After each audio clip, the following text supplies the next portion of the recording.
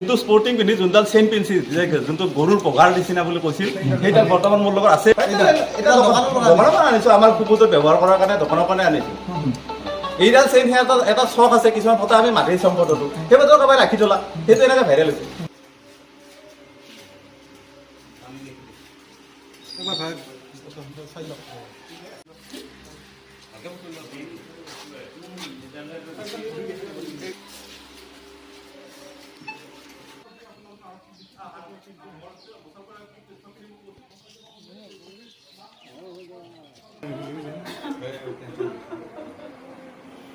দীপঙ্কৰ ভট্ট ক'ত আছে আমি নাজানো, ইয়াক বৰ্তমান আমি কোনো যোগাযোগ কৰিব পৰা নাই, আৰু কিবা যোগাযোগ কৰিব পাৰিলে আমি আৰক্ষী প্ৰশাসনক জনাম। আজি ধৰক 4-5 দিনমান হ'ল আৰক্ষী আৰু 2 দিন আগৰ পৰা সি বৰ্তমান ঘৰত নাই, পৰহি হৈছে। আৰক্ষী কৈছে যে তেখেতে মাইনা ভ্ৰমণৰ লগত সেই সংক্ৰান্তত কিবা জড়িত আছে, গতিকে তেখেতক বিচাৰিছে।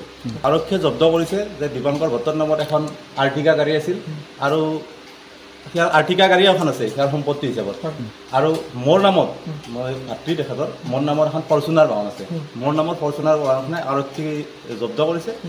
আৰক্ষী জব্দ কৰাত আমাৰ একো অসুবিধা নাই, আৰক্ষীক সম্পূৰ্ণ সহযোগ কৰাৰ কাৰণে তদন্তত আৰক্ষীৰ তদন্তত আমাৰ সম্পূৰ্ণ বিশ্বাস আৰু ভৰসা আছে, আৰু আৰক্ষীৰ তদন্ত সম্পূৰ্ণ নিকা হোৱাটো আমি বিচাৰোঁ। আৰু আৰক্ষীৰ এই বিষয়ত কিবা যে সহযোগ লাগে, আমি সম্পূৰ্ণ সহযোগ মচলপুৰ আৰক্ষীক সম্পূৰ্ণ সহযোগ কৰাৰ কাৰণে আমাৰ পৰিয়ালবৰ্গ প্ৰস্তুত আছোঁ। আমি সিমান আৰক্ষীৰ বিষয়ে আমাৰ জ্ঞাত নহয়, কিন্তু মচলপুৰ আৰক্ষী আইচি টিহু আৰক্ষীৰ লগত নিশ্চয় থাকিব।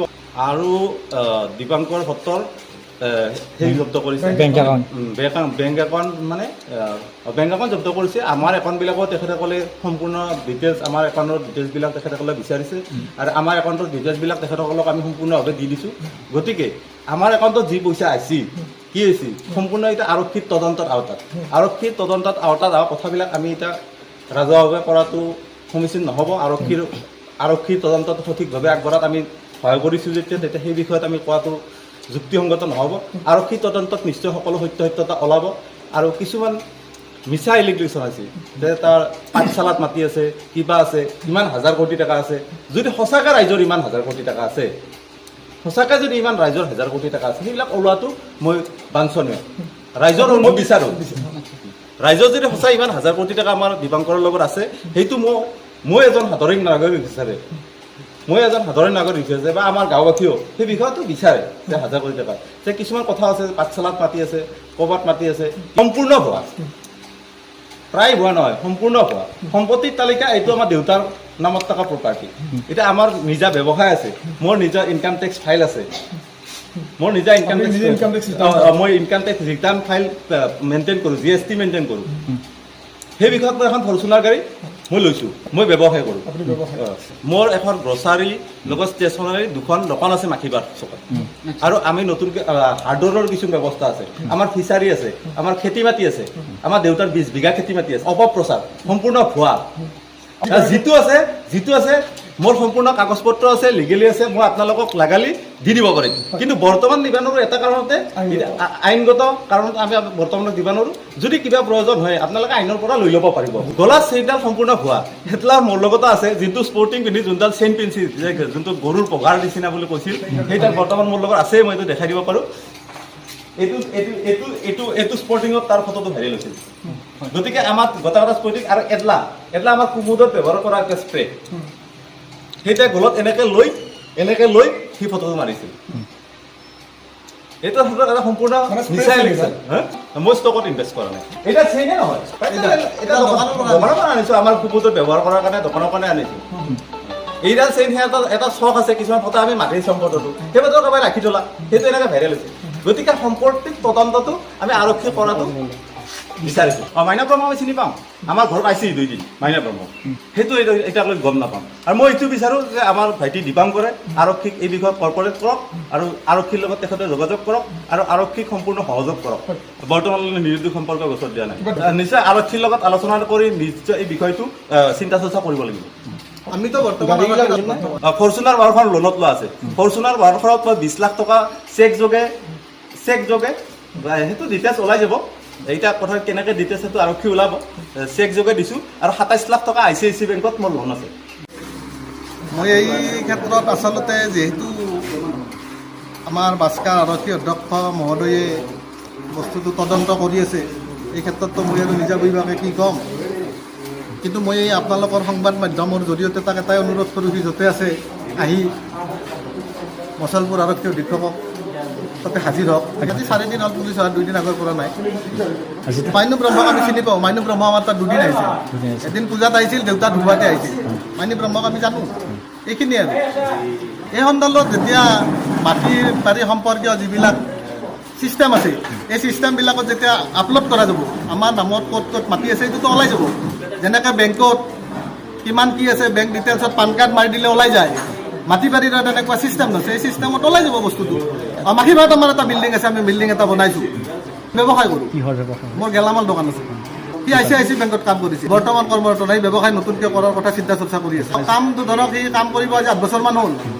8 বছৰমান হ'ল কাম কৰিব, শেহতীয়াভাৱে বাদ দিছে। হয়, সেইটো মই ক'ব নোৱাৰিম দেই আপোনালোকতো, আৰু মই মিছা কথা ক'ব নোৱাৰোঁ। মইতো যিটো কথা নাজানো এইটো কথা মইতো আৰু ক'ব নোৱাৰিম। কিন্তু মাইনা ব্ৰহ্ম আমাৰ ঘৰত আহিছে, মাইনা ব্ৰহ্মক আমি জানো।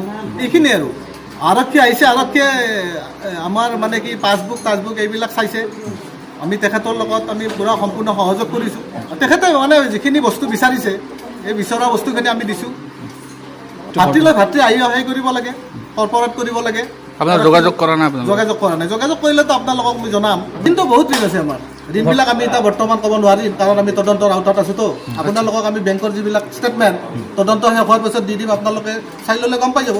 আজি আপোনালোকে এইটো মোক নদিলে মই ভাল পাওঁ। গাড়ী এইটো ঠিক জব্দ বুলি আপুনি ক'ব নোৱাৰে দেই। এইটো কাৰণ এইটো মানেতো আমিতো প্ৰশাসনতকৈ ডাঙৰ নহয়, এইটো জব্দ বুলি ক'ব নোৱাৰে। এইটো তদন্তৰ খাতিৰত নিব পাৰে। গাড়ী দুখন নিয়া নাই, এইটো আমি দি আহিছোঁ। ছাৰে কৈছে যে গাড়ী দুখন আপোনালোকে দিব লাগিব ইনভেষ্টিগেশ্যনত। আমি সহযোগ কৰিছোঁ, আমি গাড়ী দুখন দি আহিছোঁ তাত। তাৰপিছত বৰ্তমান ছাৰে একো যোগাযোগ কৰা নাই। ছাৰে আমিতো আছোৱেই, আমিতো আৰু ধৰক যেতিয়া কয় তেতিয়া ছাৰে যি কয় আৰু আমি ছাৰৰ মতে আছোঁ। সেইটো মই এনেকৈ ক'ব নোৱাৰিম, কাৰণ ঘৰতে থাকে। কিন্তু ক'লোৱে যে 4 দিন সেইটো নাজানিম দেই, সেইটো নাজানিম। সেইকাৰণে আপোনালোকৰ থ্ৰুদি তাক আহ্বান কৰিছোঁ, য'তে আছে আহিবতো আপোনালোকে পাৰিলে এবাৰ সহায় কৰি দিয়ক, দি তাক উলিয়াই দিয়ক। দি মুঠতে যিটো আমাৰ বিৰুদ্ধে যিটো তাৰমানে কেতিয়াবা মানসিক স্থিতিটো মানুহৰ অলপ হয়। আজি মোৰ মাৰ অৱস্থা আপুনি দেখিছে, আপুনিতো যোৱা নাই ভিতৰত। আপুনি যাই এবাৰ চাই লওক, মোৰ ভণ্টিৰ অৱস্থা চাই লওক। আপোনালোক যোৱাৰ পিছত তাইক এডমিট কৰিব লাগিব।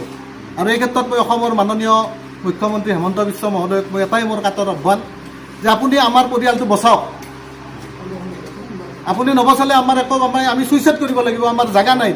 আপুনি বচাওক আমাক। আমাৰ ইমান ইলিগেশ্যন আহিছে, আমাৰ পাঠশালাত মাটি আছে, ক'ৰবাত মাটি আছে। মাটিবিলাক আপোনালোকে চাওক, ক'ত কি আমাৰ মাটি আছে, কিমান টকাৰ আমাৰ প্ৰপাৰ্টি আছে, আমাৰ ইনকাম চ'ৰ্চ কি।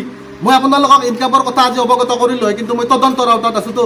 এই ক্ষেত্ৰত মোক তাৰমানে মোৰ এইটো কোৱাটো মই মানে কি ঠিক যুক্তিসংগত বুলি মই ভবা নাই আজিৰ ক্ষেত্ৰত। কিন্তু মই এইটো ৰাজহুৱা কৰিম, আপোনালোকক মই ক'ম। ঠিক আছে, নিশ্চয়। যদি জেনুইন যদি নহয়, তেনেহ'লে আপোনালোকে মোক মানে গ্ৰেপ্তাৰ কৰিব দিব। এইটো কি কথা আছে? মোক জেলত লৈ গ'লে হ'ল। যদি জেনুইন নহয় বস্তুটো, তেনেহ'লে জেলত লৈ গ'লে হ'ল। এইটোতো তদন্তৰ আওতাততো আহি যাব চববিলাক। সম্পূৰ্ণ মই আজিয়ে ক'লোঁ আপোনালোকক, কিন্তু আজি ক'ব নোৱাৰোঁ কিয়, আমি এটা তদন্তৰ আওতাত আছোঁতো। এইটো তাৰমানে কি মোৰ মানে যিখিনি সাময়িক জ্ঞান, এই জ্ঞানেদি এইটো মই তাৰমানে আজিৰ দৃষ্টিত এইটো মই ক'ব নোৱাৰিম। কিন্তু আপোনালোকক মই জনাম, কিন্তু আপোনালোকক মই 100% চিয়'ৰ আমি 2 নম্বৰী কৰা নাই। মই আজি মোৰ বয়স 41 বছৰ, 41 ইয়াৰ্ছ। মই মেট্ৰিক পাছ কৰিছোঁ 2000 চনত। মই 2000 চনৰ পৰা আজি 24 বছৰ ব্যৱসায়টোৰ লগত জড়িত। মই গুৱাহাটীত আপোনালোকে মোৰ মালিকবিলাকক দি দিম নাম, আপোনালোকে তাত যাই কওক মই কিমান টকাৰ দৰমহাত কাম কৰিছোঁ, মই তাত কেনেকুৱা আছিলোঁ, তাত আপোনালোকে গম পাব। মই দি দিম চব অল ডিটেইলছ। একো যোগাযোগ হোৱা নাই। মইতো সেইটো আপোনালোকৰ প্ৰথমতে কৈছোঁ, আপোনালোকৰ মাধ্যমৰ জৰিয়তে। সি আহি মাত্ৰ আমাৰ মছলপুৰ আৰক্ষী অধীক্ষকক যোগাযোগ কৰিব লাগে।